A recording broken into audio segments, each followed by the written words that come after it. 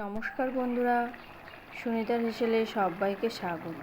আমার আজকের রেসিপি নিরামিষ আলু সয়াবিনের পাতলা ঝোল। যে কোনো নিরামিষ দিনে এই রকম সয়াবিন আলুর পাতলা ঝোল অনায়াসে বাড়িতে বানিয়ে নেওয়া যায়। আর মাত্র ঘরে থাকা কয়েকটি উপকরণ দিয়েই এই দারুণ স্বাদের নিরামিষ সয়াবিন আলুর পাতলা ঝোল আজ আমি তৈরি করে দেখাবো। দেখুন, তার জন্য আমি এখানে সয়াবিন নিয়েছি 100 গ্রামের আর আলু নিয়েছি পরিমাণ মতো। এই আলু আর সয়াবিনটাকে আমি খুব ভালো করে গরম জলে একটু সেদ্ধ করে নিয়েছি। এবার আমি একটা মশলার পেস্ট তৈরি করে নেব। তার জন্য আমি মিক্সির জারের ভেতরে পরিমাণ মতো আদা আর একটা বড় সাইজের টমেটো দিয়েছি 1 চামচ ধনে, গোটা ধনে, আর 1 চামচ গোটা জিরে, কয়েকটা কাঁচা লঙ্কা, আর দিয়েছি সামান্য একটু গরম মশলা। আমি গরম মশলার ভিতরে আমি এলাচ আর দারুচিনিটা ব্যবহার করেছি। এইগুলোর আমি একটা মিহি পেস্ট তৈরি করে নিয়েছি। এবার দেখুন, আমি ওভেনে একটা কড়াই বসিয়ে দিয়েছি। কড়াইতে পরিমাণ মতো সর্ষের তেল দিয়ে আমি তার ভেতরেই দিয়ে দেব তেজপাতা, একটা শুকনো লঙ্কা, আর দেব গোটা ধনে আর গোটা জিরে আমি ফোড়ন হিসাবে ব্যবহার করেছি। এই ফোড়নটা একটু ভাজা ভাজা হয়ে এলে আমি এর ভেতরে দিয়ে দেব সামান্য একটু কাশ্মীরি লঙ্কার গুঁড়ো। এই লঙ্কার গুঁড়োটা তেলে দেওয়ার পরে আমি এখানে দিয়ে দেব মশলার পেস্ট। আর এই রান্নাটা করতে কিন্তু খুব অল্প তেলেই এই সয়াবিনটা রান্না হয়ে যায়। সয়াবিন রান্না করতে আমরা সাধারণত সবাই জানি অনেকটাই তেলের প্রয়োজন হয়, কিন্তু আমি যেভাবে রান্না করছি সেইভাবে তৈরি করলে বেশি তেলের প্রয়োজন হয় না। আজ আমি খুব অল্প তেলেই সয়াবিনটা আপনাদেরকে রান্না করে দেখাচ্ছি। এইভাবে সয়াবিন আর আলুটা আগে থেকে সেদ্ধ করে নেবেন, তাহলে দেখবেন অল্প তেলেই সয়াবিনটা খুব ভালো রান্না হয়ে যাবে। এবার আমি এখানে দিয়ে দিলাম স্বাদ মতো লবণ আর দেব পরিমাণ মতো হলুদ। লবণ হলুদ দিয়ে আবারও আমি মশলাটা খুব ভালো করে মিশিয়ে নিয়েছি। এবার আমি এখানে দিয়ে দেব সামান্য একটু চিনি। যেহেতু নিরামিষ সয়াবিনের ঝোল রান্না করছি, তার কারণেই এখানে সামান্য একটু চিনির ব্যবহার করছি। এবার আমি এখানে সামান্য একটু জল অ্যাড করব।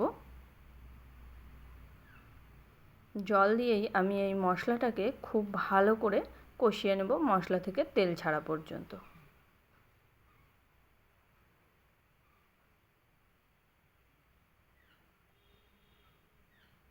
এইভাবেই আমি লো টু মিডিয়াম আঁচে মশলাটা খুব ভালো করে কষিয়ে নেব।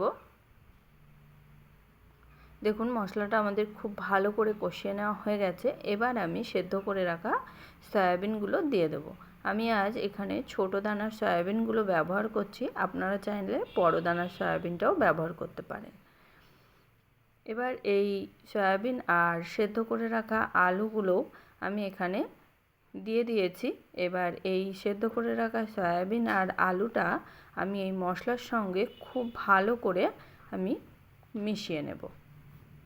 এই কাজটা আমি প্রায় 5 থেকে 7 মিনিট এই মশলার সঙ্গে সয়াবিন আর আলুটা খুব ভালো করে কষিয়ে নিয়েছি।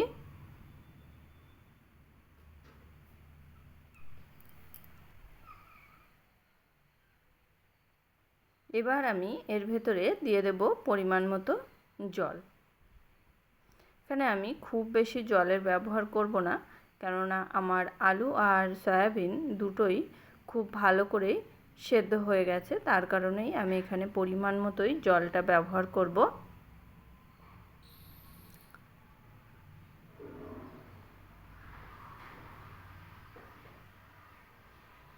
দেখুন, আমি জল দিয়ে দিয়েছি পরিমাণ মতো। এবার আমি ঝোলের সঙ্গে ঝোলটা খুব ভালো করে আলু সয়াবিনের সঙ্গে মিশিয়ে নিয়েই আমি এখানে মিনিট 5 মতো ঢাকা দিয়ে রাখব। তাহলে ফিরে আসছি 5 মিনিট পর। দেখুন, 5 মিনিট হয়ে গেছে। এবার আমি ঢাকনা খুলে দেখে নেব।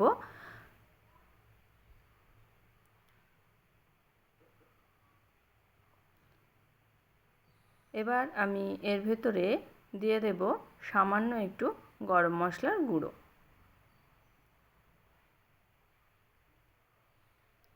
এই গরম মশলার গুঁড়ো দিয়ে আমি তরকারিটা আবারও খুব ভালো করে মিশিয়ে নেব।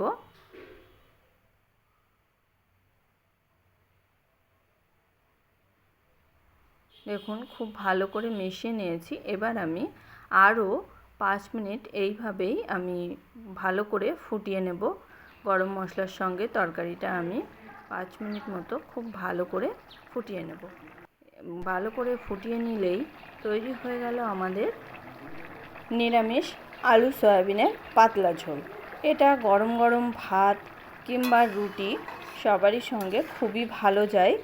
আর আমার এই রেসিপিটি যদি আপনাদের ভালো লেগে থাকে তাহলে অবশ্যই একটা লাইক করবেন, আর রেসিপিটি কেমন হয়েছে কমেন্ট করে অবশ্যই জানাবেন। আর সাবস্ক্রাইব করে পাশে থাকার অনুরোধ রইল।